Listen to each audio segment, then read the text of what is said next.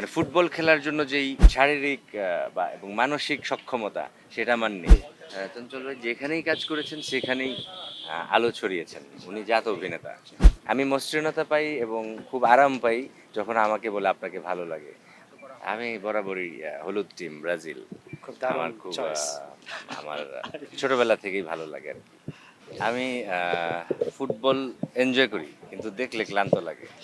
খেলার সাহস পাই না এই কারণে যে এক হচ্ছে গরম আর ফুটবলের প্রতি আমার আকর্ষণটা বরাবরই কম। এত পরিশ্রম করতে হয় আর সারা মাঠ দৌড়িয়ে আসলে মানে এই যে ব্যারিকেড পদে পদে এটা একটা ঝামেলা হয়ে যায়। আমি মানে ফুটবল খেলার জন্য যেই শারীরিক বা এবং মানসিক সক্ষমতা সেটা আমার নেই। এটা অনেক পরিশ্রমের খেলা। সো মানে আমাকে দিয়ে আসলে ফুটবলটা কখনো হয়নি আরকি। আপনার টিমে কে কে আছে? আমার ভাইয়া তো টিমের সব টিমই আমার। আমার আমার এখানে দেখা যাচ্ছে ডিরেক্টরদের যে টিমটা আছে সেটাও আমাদের অ্যাক্টর যারা আছেন তাদের সেখানে ডেফিনেটলি যারা যে আমি বললাম না সবাই আমার এই এই আমি ভেদাভেদে বিশ্বাস করি না সবাই আমার কাছের মানুষ আবার অনেক সময় দেখা যায় কেউ কারণ না সেই জায়গাতে আমি যেতে চাই না সো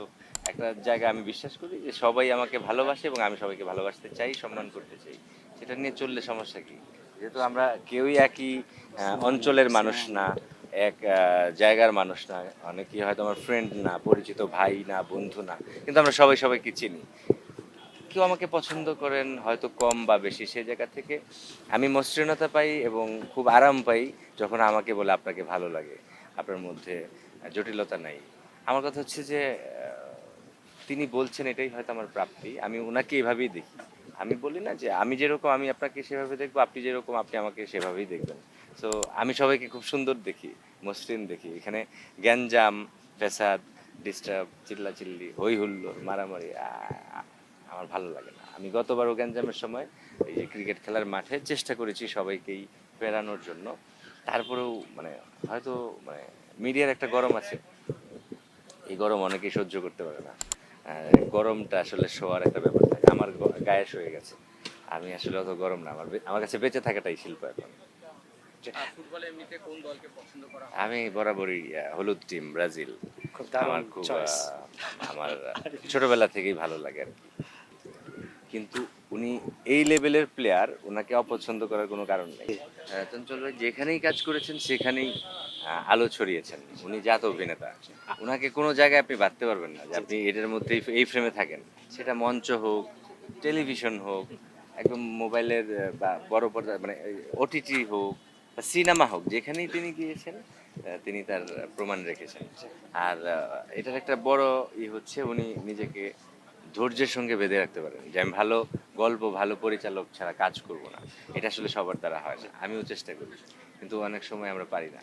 কিন্তু চঞ্চল ভাই নিজেকে যেভাবে ধরে রেখেছেন একজন অভিনেতা যদি আমি দেখি সব দিক দিয়ে সফল সেটা হচ্ছে চঞ্চল চৌধুরী আমাদের